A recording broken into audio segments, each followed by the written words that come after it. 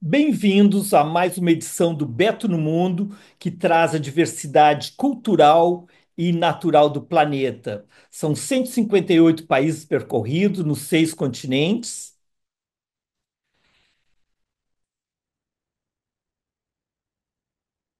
com a minha trajetória iniciando aqui no Brasil, depois fiz high school nos Estados Unidos, estudei na Suíça, trabalhei na Iugoslávia e um ano sabático transformador na Ásia. Ao retornar, abri a Trip Travel, Viagens e Intercâmbios, que tem o selo Takumians concedido às melhores agências de viagens do planeta. A nossa história dos Grand Tours começa há mais de 30 anos com Monsieur Roche, que me instigou a fazermos viagens de imersão cultural, apresentando toda essa diversidade que o planeta oferece, sempre com enfoque na geopolítica, na história, na cultura, nas artes de cada país. Ao longo desse percurso, foram mais de 110 países percorridos, 55 Grand Tours. Então, apresento para vocês o 104º episódio do Beto no Mundo, na sua sexta temporada com Omã e Bahrein. A nossa viagem foi pela Catar, né, percorrendo a Arábia Saudita, Omã e Bahrein. Arábia Saudita eu apresento na próxima episódio.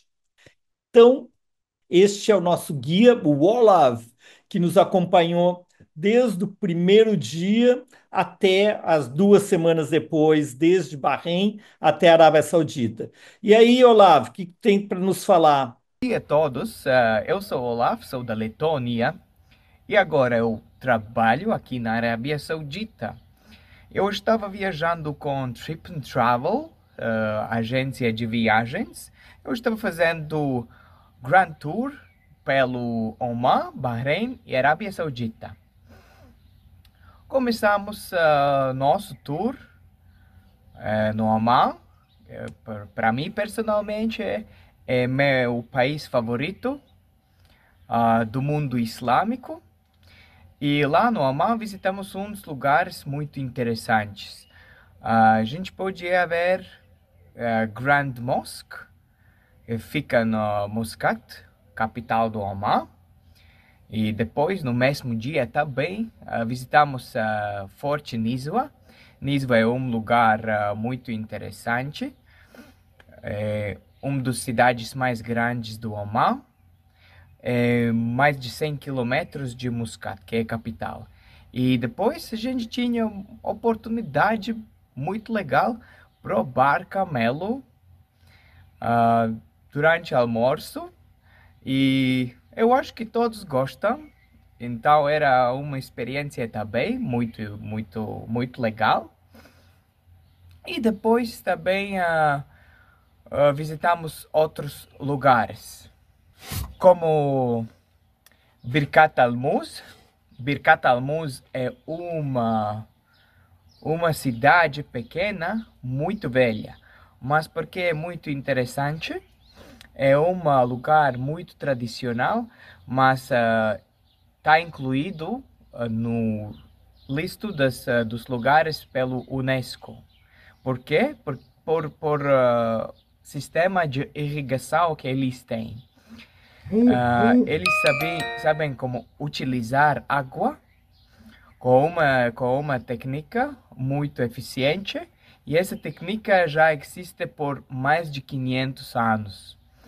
E hoje ainda a gente usa sistema de irrigação assim. E depois, dia seguinte, a gente começou a fazer um tour pelo Muscat, que é a capital. Muscat também é uma cidade muito interessante, mas talvez vocês já sabem que outros lugares como Kuwait, Bahrein, Catar, Emirados Unidos, Arábia Saudita, tem edifícios muito altos e tem muitas cidades muito modernas. No Oman é totalmente diferente. Muscat é uma cidade muito autêntica, não tem tantos edifícios modernos, então tem sentido que é um lugar muito mais autêntico do que outros. E terminamos nosso dia no mercado central, Mutrasuk, para fazer umas compras e comprar uns presentes. E já terminamos nossa parte no Amman. E depois, dia seguinte, tínhamos um voo para ir a Bahrein. E a todos. Então, obrigado, Olaf.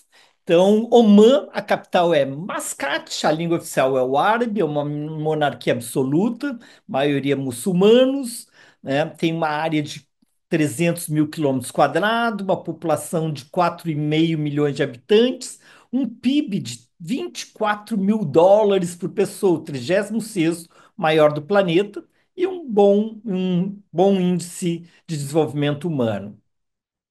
Aqui nós temos o mapa de Omã, que ele tem essa peculiaridade de tem um trechinho lá em cima, o Musandam Península, que fica toda envolta pelos Emirados Árabes. Então nós temos o Omã aqui no Golfo de Omã e no Mar da Arábia, fazendo fronteira com o Iêmen, com a Arábia Saudita e com os Emirados Árabes. Oman tem uma história rica e única, marcada devido a essa posição estratégica no Oriente Médio, né? Onde ligando o Oriente Médio com os mercados do Índico, né? Então ela sempre foi conhecida como um grande entreposto ligando as grandes civilizações. E foi um dos primeiros locais a adotar o Islã ainda no século VII. Falando um pouco da sua história, a partir da segunda metade do primeiro milênio antes de Cristo, povos de língua semítica migraram da Arábia Central e Ocidental para essa região no leste. A metade norte de Omã fazia parte da satrápia de Maca do Império Persa, Aquemenida, que depois vai ser conquistado por Alexandre o Grande. A costa de Omã tornou-se mais tarde colônias partas e sassânidas, que são duas outras civilizações persas. Em torno do ano 1000, fez parte dos buídas iranianos. Então, toda essa relação com a Pérsia, com a Irã, é super compreensível, porque do outro lado do Golfo de Omã, nós temos a Pérsia, que historicamente sempre foi a grande civilização da região. Já os turcos seljúdicos, vindo do Oriente, da Ásia Central, vão conquistar e vão dominar essa região por em torno de um século. Daí, finalmente, nós vamos ter uma dinastia local, que são os Nahabi, que vão dominar o Omã até serem tomados pelos portugueses que nessa conquista com as grandes navegações, conquista da Índia, eles precisavam um entreposto ligando os mercados e as especiarias da Índia com a Europa através do Mar Vermelho, atravessando o Egito, né? Então, por isso essa posição muito importante de Muscat, que eles dominaram por 150 anos. Aqui nós temos um dos fortes portugueses. Na frente do Bab al-Mutaib, um dos fortes portugueses na baía do Golfo de Muscat. Durante 120 anos, os portugueses controlaram a costa de Omã para proteger suas rotas comerciais em direção à Índia. Na entrada do Golfo da Baía de Muscat tem dois fortes portugueses, este e do outro lado o segundo forte. Ambos são do século XVI, XVII, quando Portugal, o Império Marítimo e Colonial, dominou as rotas comerciais. E aqui Muscat era importante, comércio entre a Índia, o Oriente Médio e do Oriente Médio para a Europa. Este é o Palácio do Sultão de Omã. Na frente.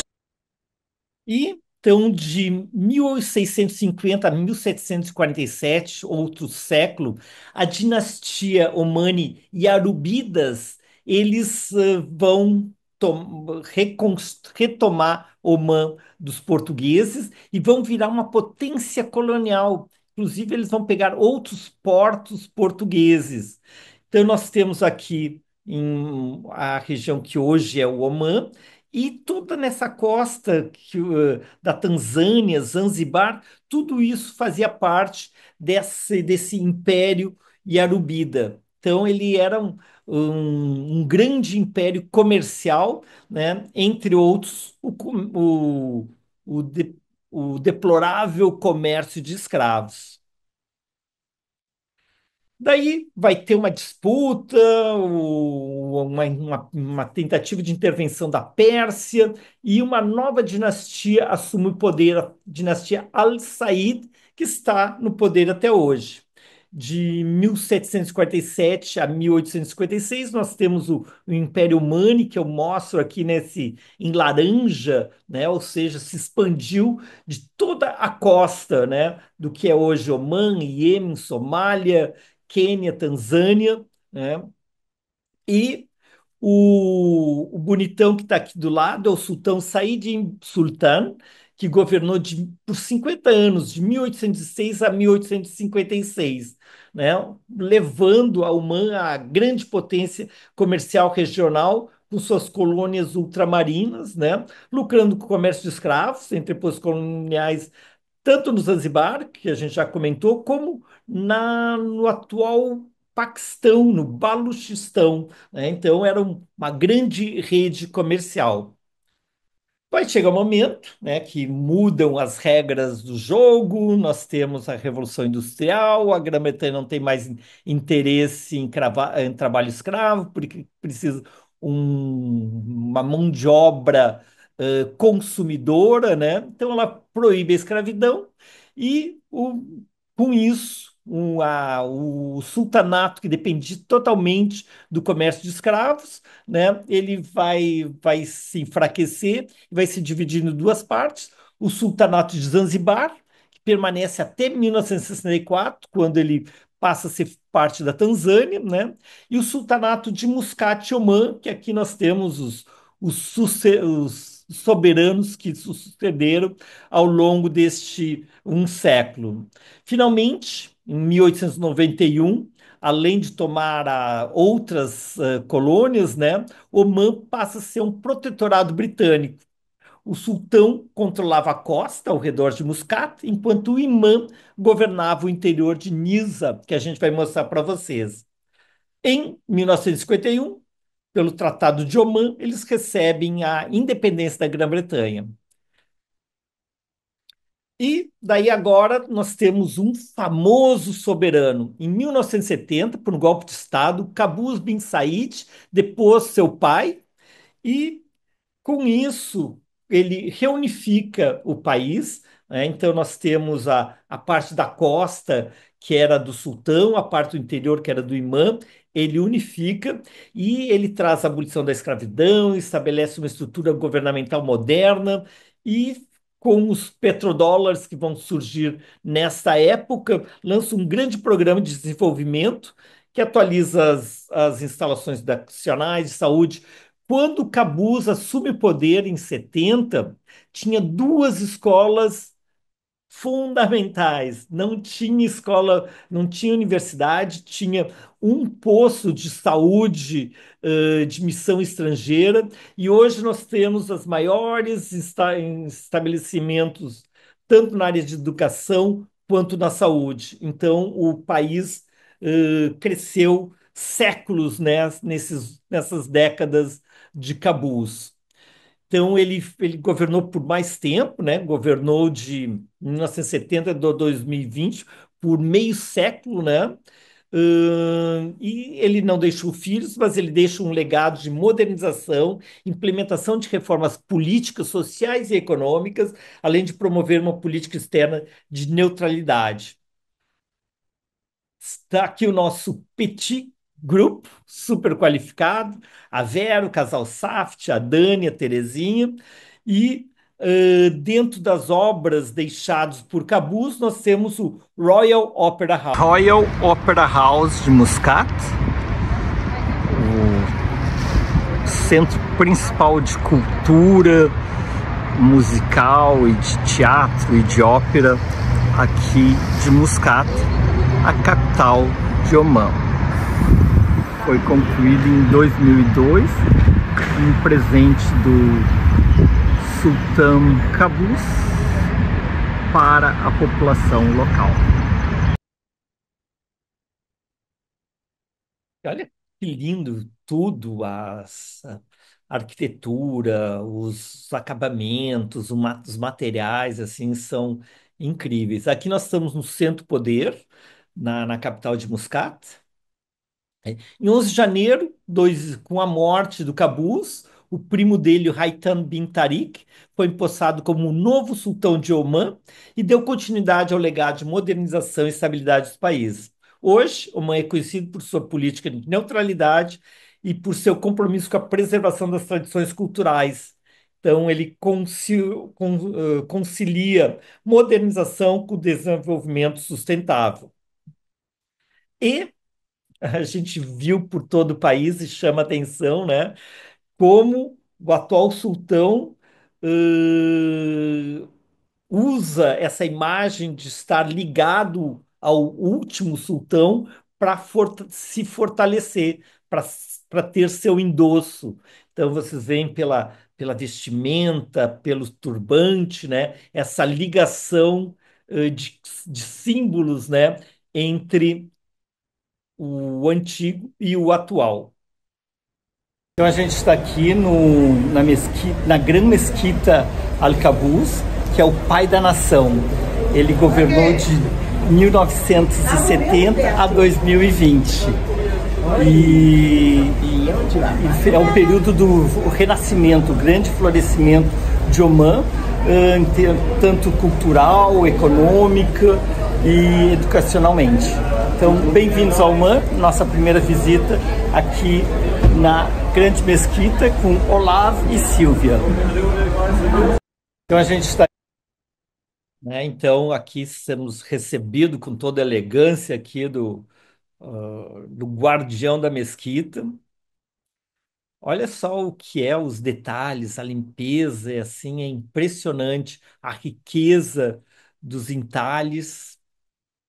E vem comigo, tirem os calçados e entrem na mesquita com a gente. A Grande Mesquita Sultão Cabus, aqui em Muscat, a capital de Omã.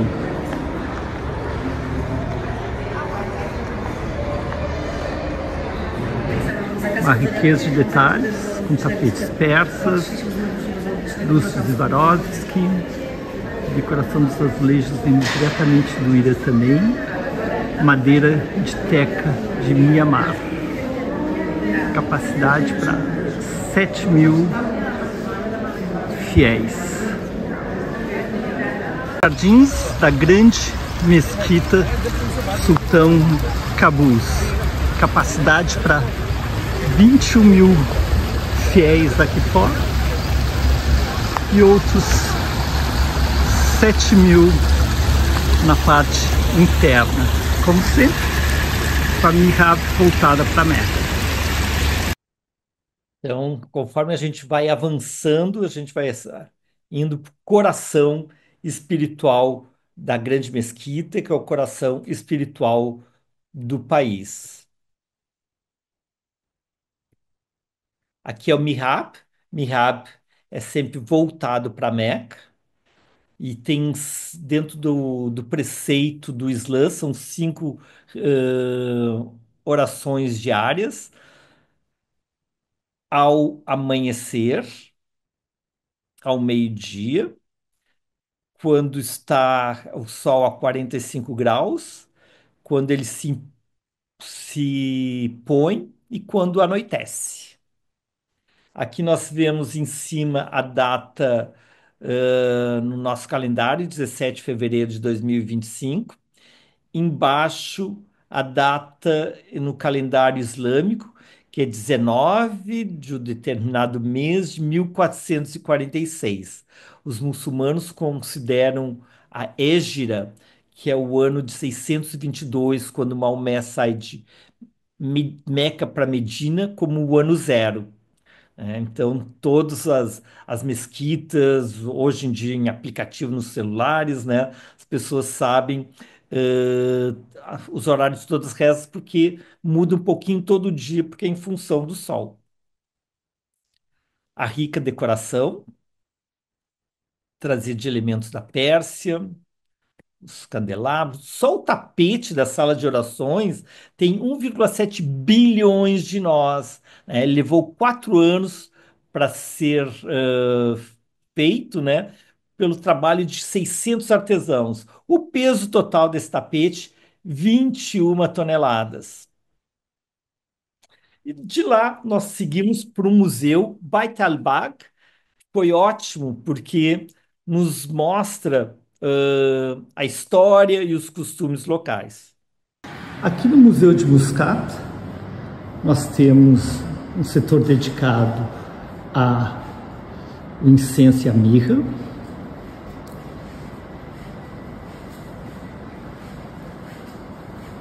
As tradições,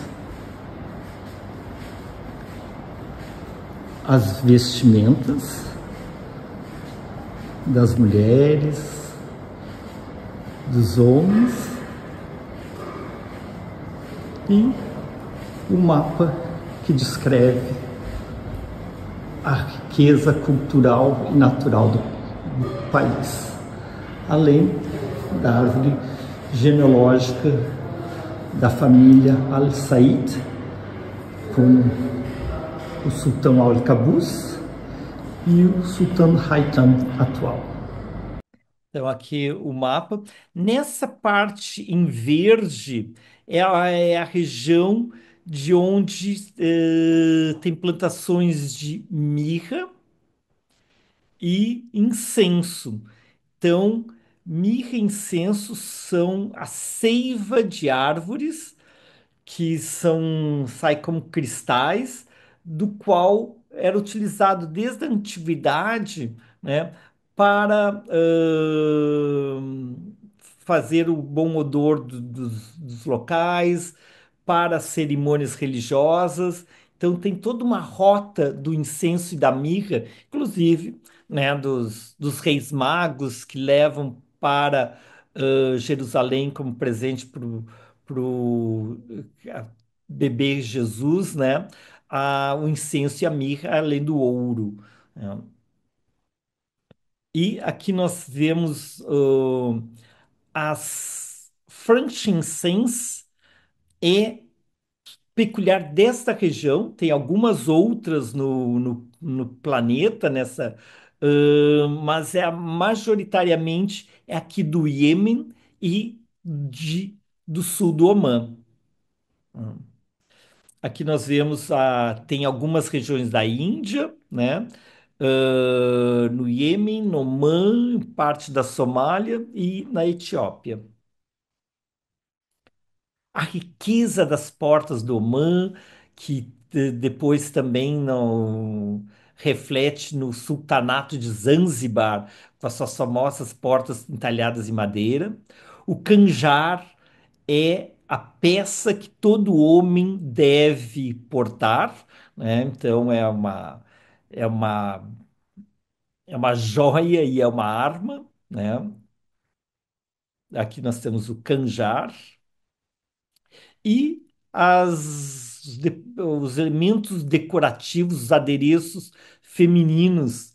Então, essa é uma região extremamente rica em artesania, né, que a gente vê no bazar. E daqui de Muscat, nós vamos para o interior. Nós vamos sair de Muscat, vamos começar pelo castelo de Jabrin, né? E que é este que eu mostro para vocês aqui na nossa frente. Aqui no castelo de Gibran, nós temos o salão de recepção do imã local. O castelo foi construído em 1670, quando o imã substituiu a capital de Nilza aqui para Gibran.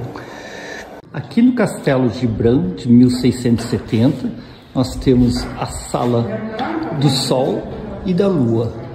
Esse belo teto é da Sala da Lua, sempre com os nichos. E aqui nós temos a Sala do Sol, toda iluminada. Muito bonito. Então é um único castelo de Omã, os outros são fortalezas. Este é um castelo do Imanato de Gibran, quando a capital foi trazida de Nilza para cá.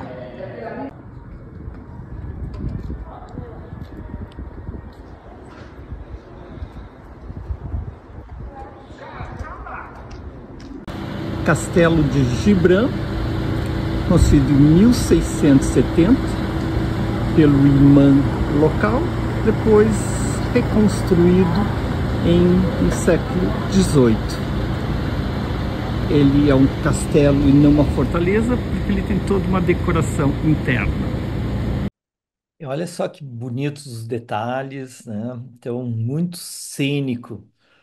Então, como eu comentei, o sultão controlava a costa e o imã controlava o interior. Imã é um título religioso, né? Então, o sultão pode ser político e religioso, imã é um título religioso e que, nesta região, controlava a política também.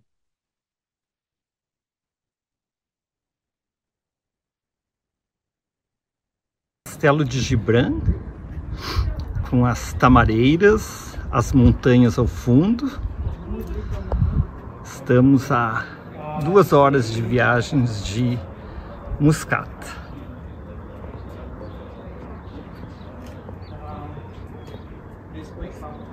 Castelo.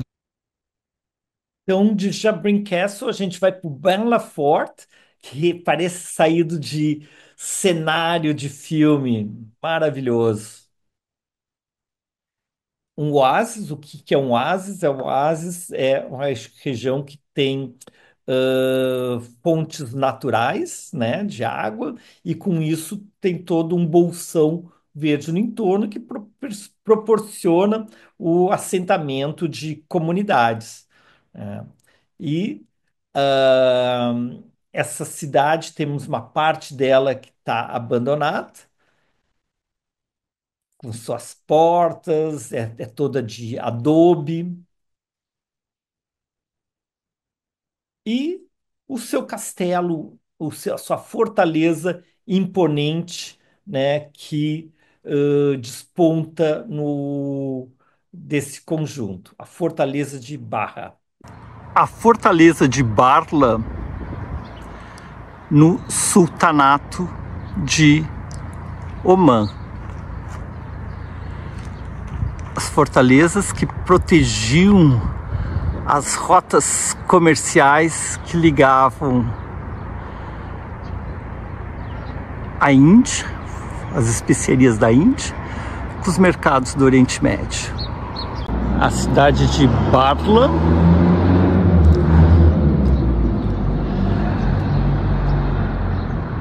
com o seu castelo.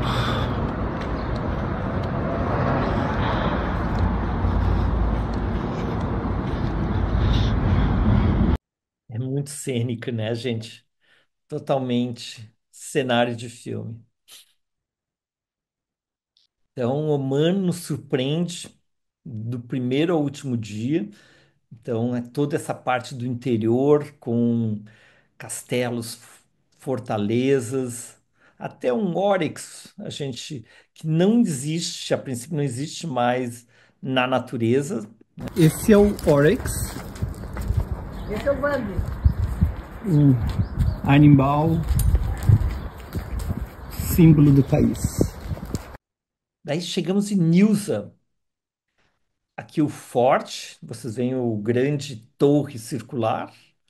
Eu estou aqui dentro da torre, no topo. Então, ao longo dessa área árida, né, nós vemos despontar essa cidade-fortaleza. Então, temos que entrar daqui pelo portão, temos a segurança e vou mostrar aqui. O castelo de Nilsa, ele foi construído no século IX, depois revitalizado no período Iarubíades do século XVII. Funcionou como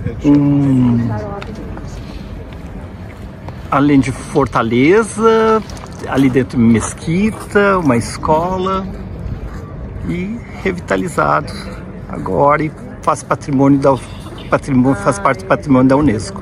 Vista do topo da fortaleza de Nilsa, fortaleza do imã local que controlava toda essa região,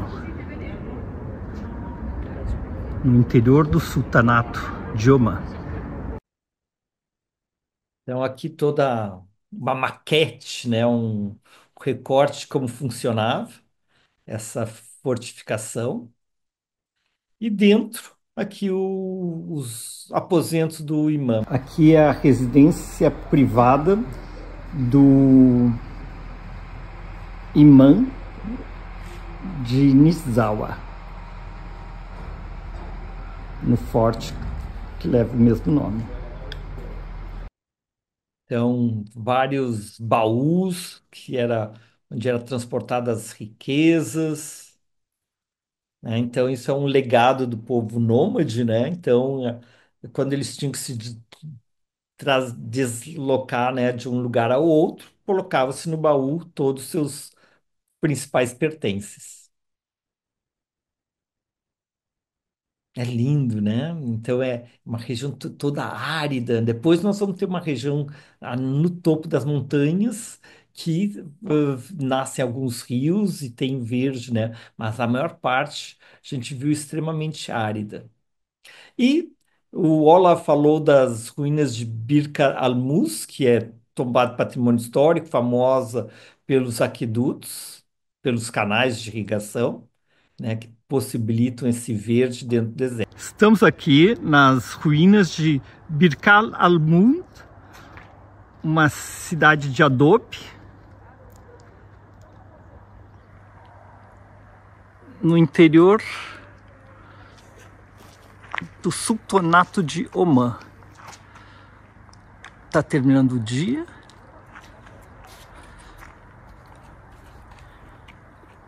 E olha só aqui, que bárbaro isso aqui.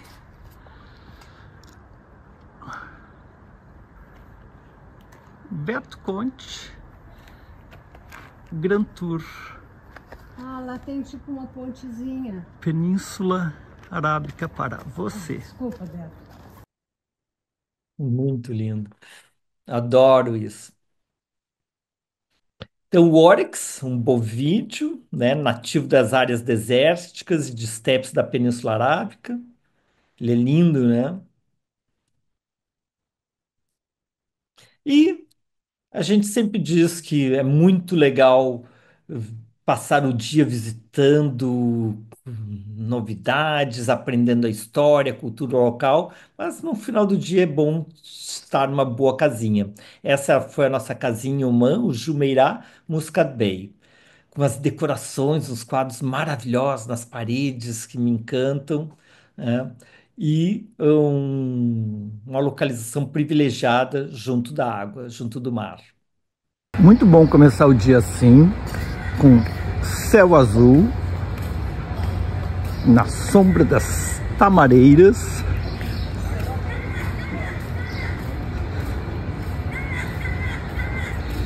E um mergulho no Mar de Omã, nas águas claras do Mar de Omã, aqui na nossa frente. Olha que delícia os gazebos.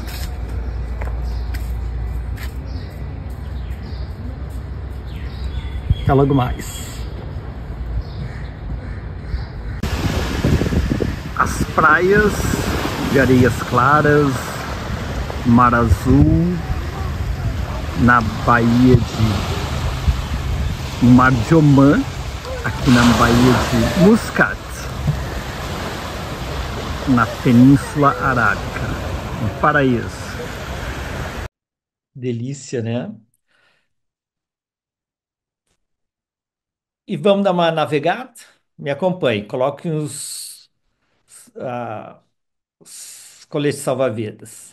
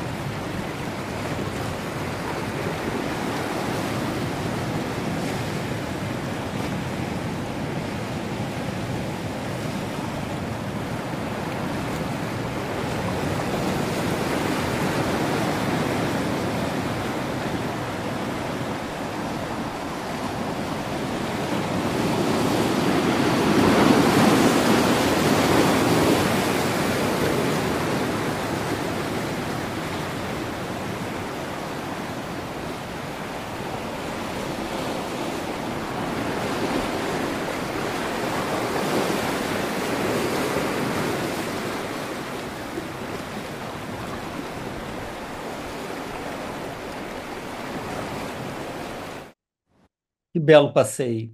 A gente saiu aqui da praia, com a vista do nosso hotel ao fundo, nossa tripulação, e sempre com esses arenitos aflorando, os hotéis combinando a arquitetura e as cores com o cenário, né, fazendo uma simbiose com o entorno. Olha só, um rasgo na parte da piscina. E a gente foi navegando, paramos para mergulhar, fiz snorkel com as tartarugas e de lá a gente embarcando na Oman Air de, do aeroporto de Muscat, em Oman, para Bahrein, meu centésimo, 57º país. Até daqui a pouco. Bem-vindos a Bahrein, capital Manama, língua árabe, uma monarquia constitucional, maioria muçulmana. O rei é o Hamad bin Isa Al Khalifa e o primeiro-ministro e seu filho é o Salman bin Hamad bin Isa Al Khalifa. Então, monarquia constitucional, mas o primeiro-ministro é o príncipe herdeiro. Uma área de 750 quilômetros quadrados, o menor país do Oriente Médio, uma população de 1,5 milhão, um PIB de 28 mil dólares, índice de desenvolvimento humano similar de Oman, e a moeda é o dinar bahrenita. Então, Bahrein é uma ilha. Então, aqui nós temos a ilha, Manama fica lá em cima, o nosso aeroporto é numa outra ilha, tem uma terceira ilha, que daí tem essa ponte, que nos leva até a Arábia Saudita. Então, Bahrein tem uma história que remonta a milhares de anos, com as primeiras civilizações, os Dilmun, que eu vou mostrar para vocês, sendo mencionados em registros da Mesopotâmia Antiga.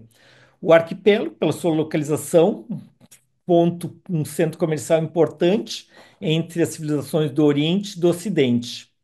Passaram dominação dos persas, dos árabes, com a chegada do Islã passa a ser um califado islâmico, né?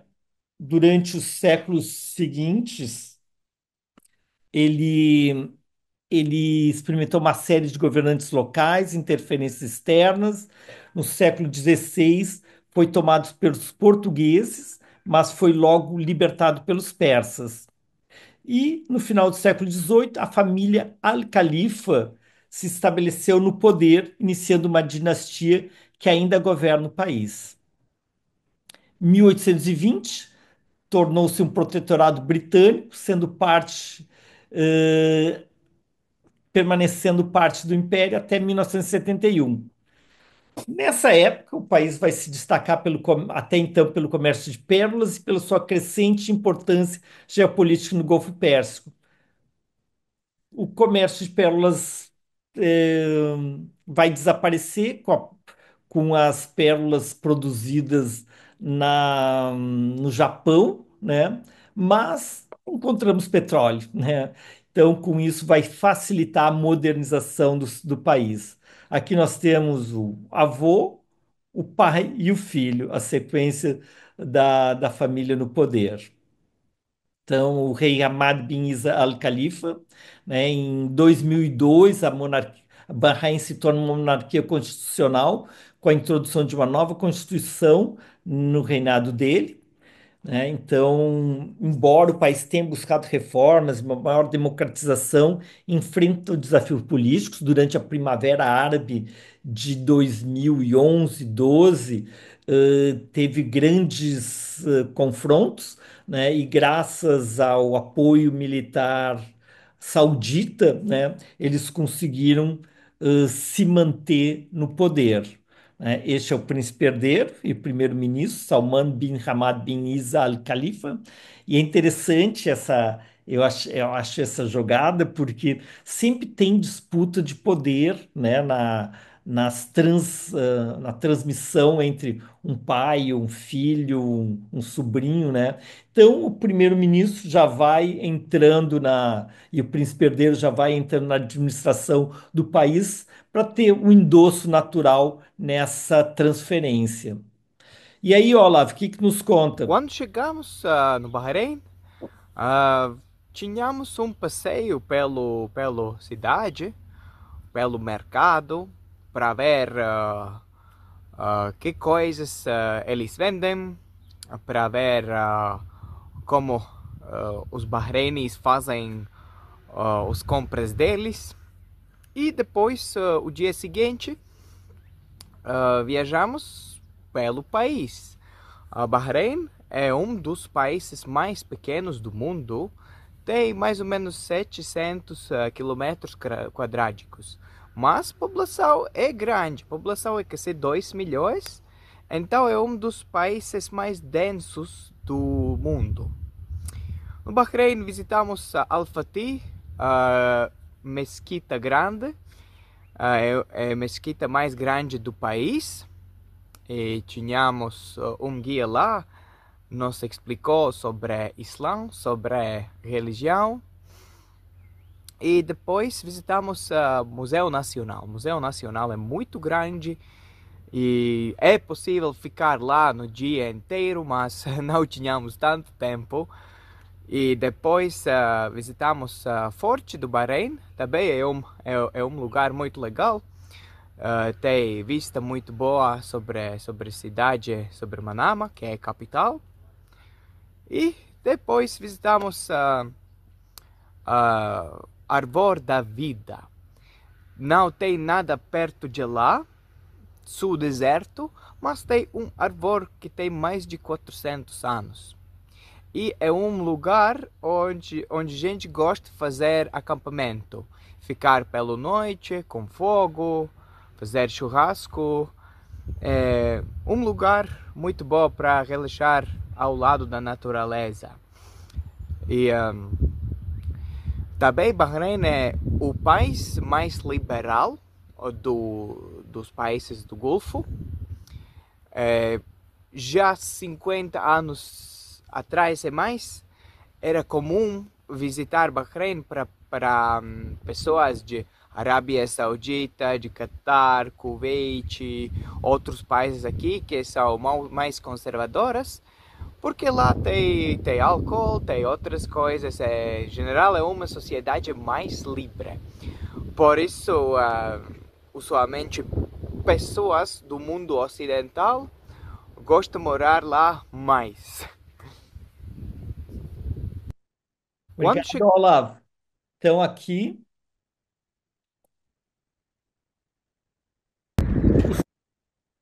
a grande mesquita. Mesquita Al-Fateh, em Bahrein, construída entre 1984 e 1988, capacidade para 5.000 pessoas no lado interno e outras duas no lado externo. Estamos no coração de Bahrein.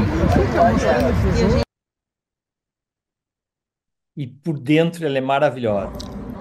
A grande mesquita de Bahrein, capacidade de 7.000 pessoas. Os carpets é de lã da Irlanda do Norte, madeira de teca da Índia, o mármore travertino da Itália, o candelabro de Swarovski da Áustria.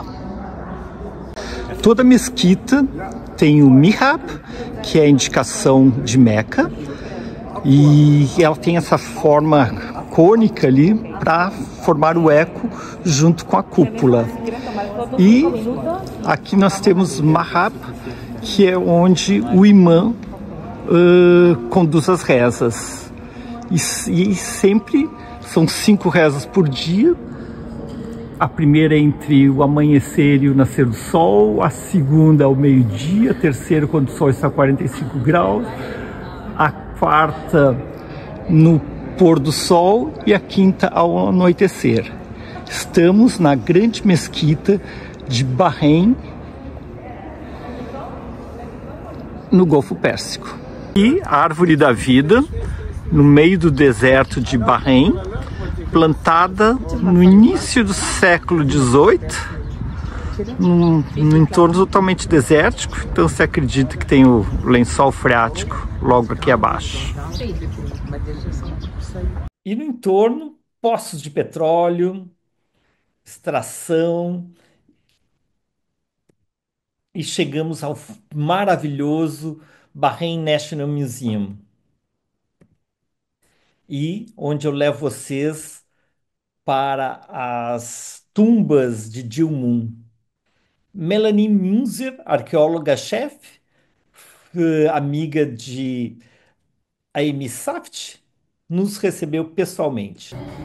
Okay, so we are in the Hall of Graves, and it all starts with the early Dilmun civilization, which dates back to 2300 BCE. And it was a time that Bahrain was the trade hub of the Persian Gulf, and it got a lot of wealth from this trade. And the population grew a lot, and it's also shown in the burial tradition. At that time, there were around 80,000 burial mounds. Então aqui ela nos mostrou toda a parte das tumbas, 80.000 tumbas, né? Onde eles eram enterrados, né, com suas posses, como faziam os egípcios, e todo esse trabalho é patrimônio hoje da humanidade. Preciosidade aqui em Manama, a capital do Bahrein, é o Museu Nacional. Neste Museu Nacional nós temos o legado de uma civilização que foi de 2200 a 1700 a.C., onde tem umas tumbas funerárias, 8.000 dessas tumbas espalhadas. Então tinha a costa, o povoado e depois cemitérios, onde eram construídos tumbas individuais, como a gente vê aqui atrás. Desde 2019, Patrimônio da Humanidade pela Unesco. Não, e esse Patrimônio pela Unesco foi um trabalho da Melanie, então é um lugar muito especial, que eu não imaginava que em Bahrein a gente ia achar. Imaginei que íamos ter as modernidades de Dubai, que também tem, né? E o Catar, mas temos toda essa ancestralidade. Aqui no museu também as tradições, no bazar. De Bahrein, as diferentes lojas e atividades comerciais.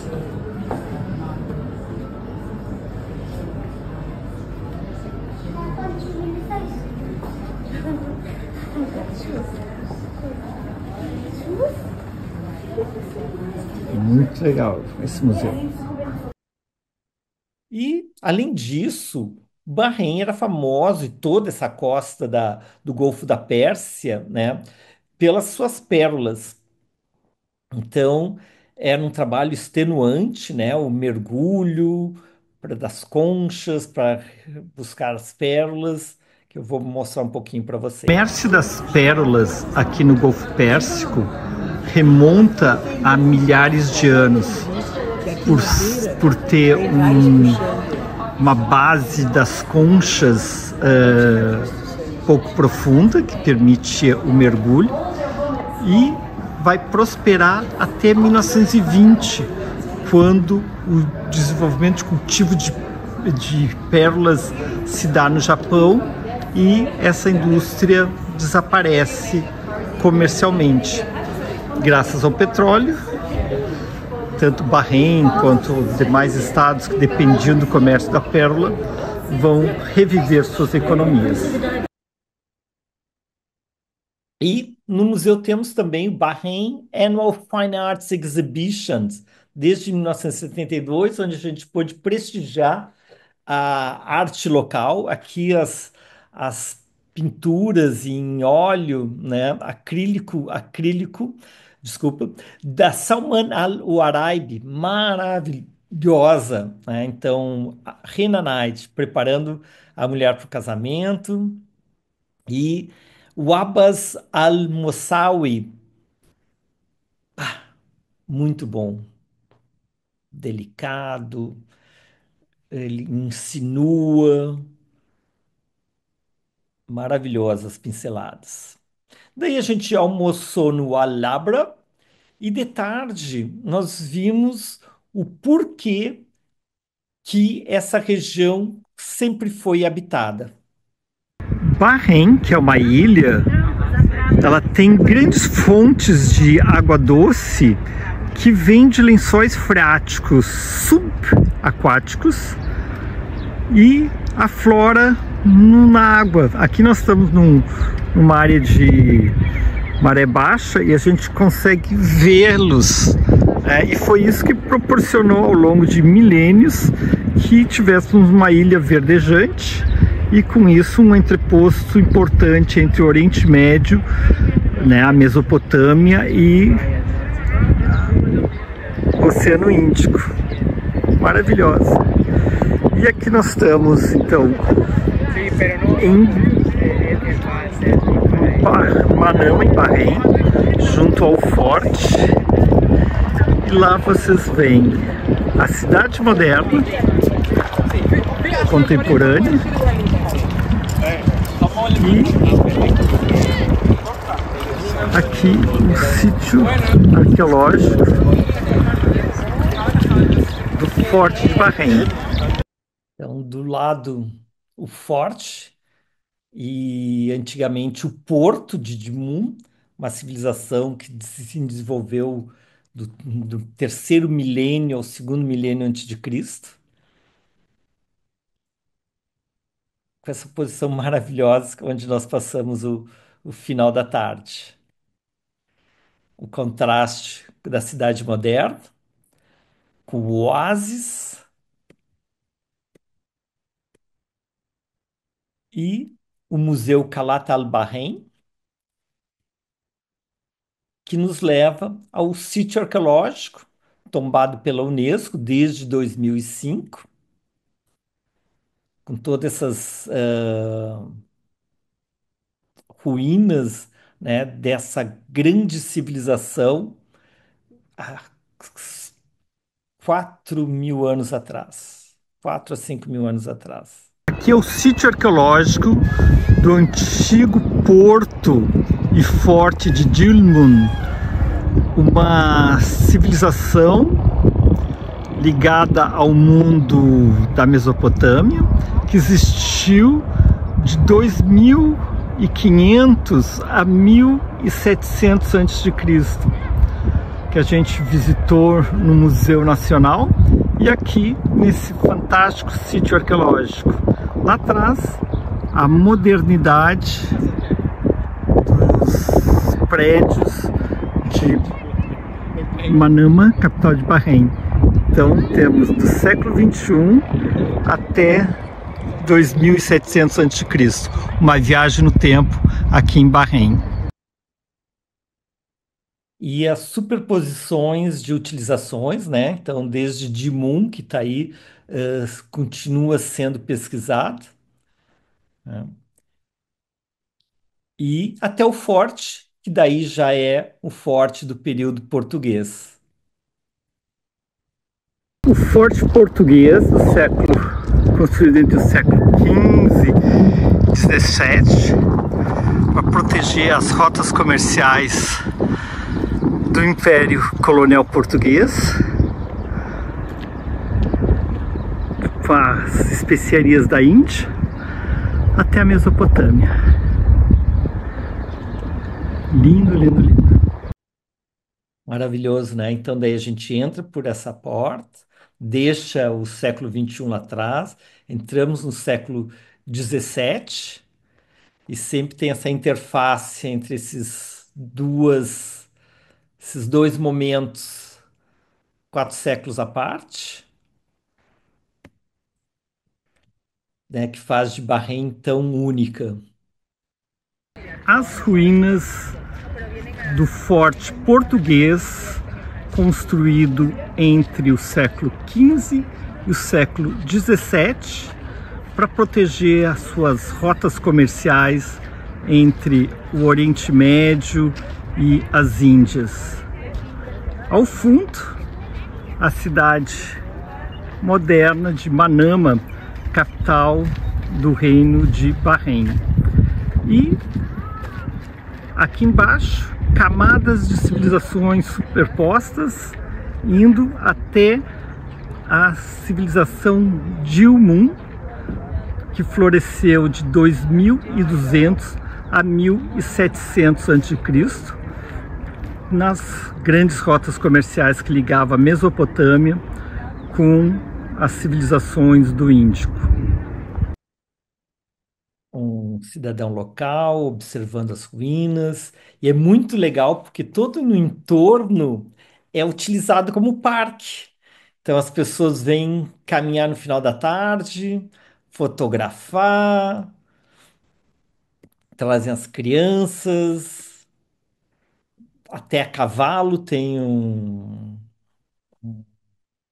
local ali onde eles têm umas corridas de cavalo. Olha que bárbaro, assim, né? Então, o, o fundo, a modernidade, o oásis, as mulheres com o hijab, a outra com o celular na mão, os contrastes de Bahrein.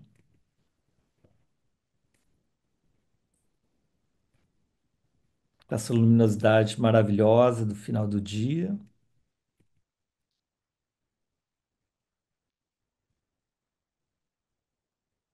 O sol se põe aqui no Forte de Bahrein,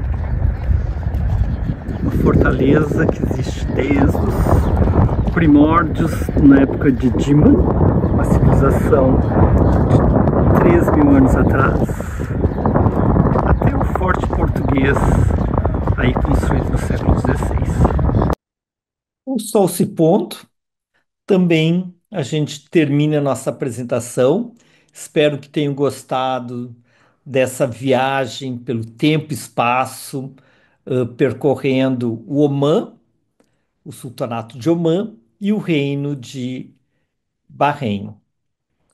E convido vocês para a próxima apresentação, que vai ser no dia 28 de abril, onde levo vocês para a Arábia Saudita. Até lá!